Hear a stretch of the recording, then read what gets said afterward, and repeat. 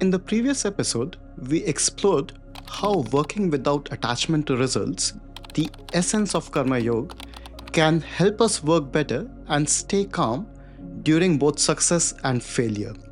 Today, we take this journey deeper and explore the second layer of Karma Yoga. This is the bridge between the material and the spiritual. Because once we bring awareness and the right attitude to work, the next question that naturally arises is, what should I work on and why?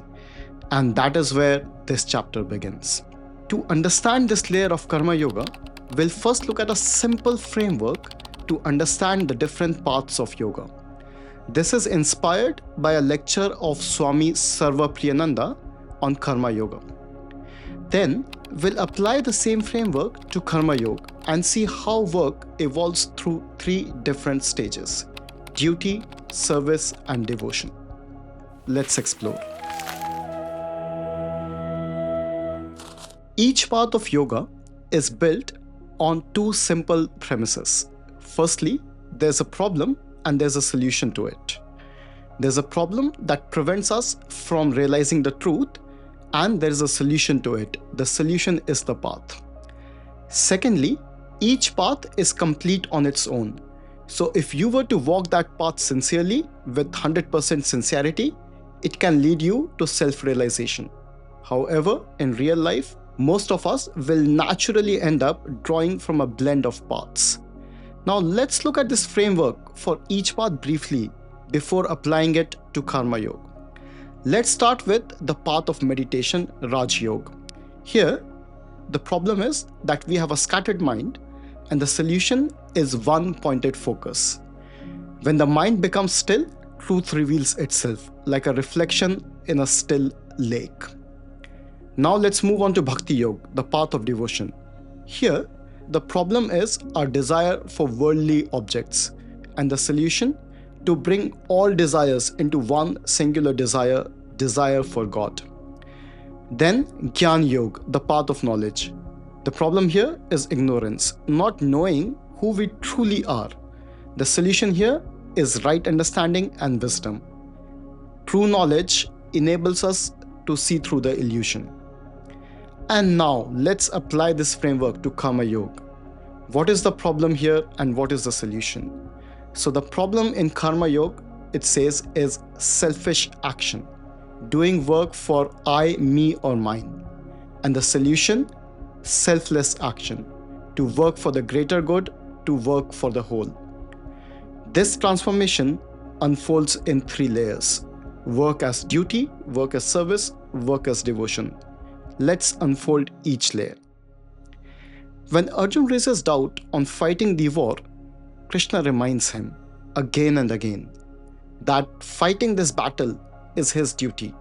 He emphasizes two things: the idea of duty and the idea of Swadharma. The duty specific to one's own nature. If we look at human life closely, nature has put us in positions where we carry certain responsibility. Responsibility towards ourselves, our family, colleagues, customers, etc. According to Gita, work done as duty without attachment to results is the highest form of action. Further, with the idea of Swadharma, it emphasizes no work is big or small, as long as it suits your path, your own situation, your natural role in the order of life. There's a famous instance in Ramayana which illustrates this. The mighty Vanaras, or the monkey army, are building a bridge for Lord Ram by bringing in big rocks and boulders. The squirrels, naturally wanting to be a part of this great act, bring in small pebbles and stones. The Vanaras make fun of them, and then Lord Ram turns to a squirrel and says, "You may be tiny, but your contribution is huge. These small stones and pebbles are acting as glue to bind the big rocks together. Your work is no less important than the Vanaras." And the message is timeless. It's not the scale of our action that matters, but the spirit behind it. Now let's look at how this work moves towards service. As we move closer to the truth, our duty naturally matures into service. Krishna says, work done as sacrifice for others frees one from bondage. Work done for personal gain binds. Krishna explains Arjun how the entire universe works on the principle of service.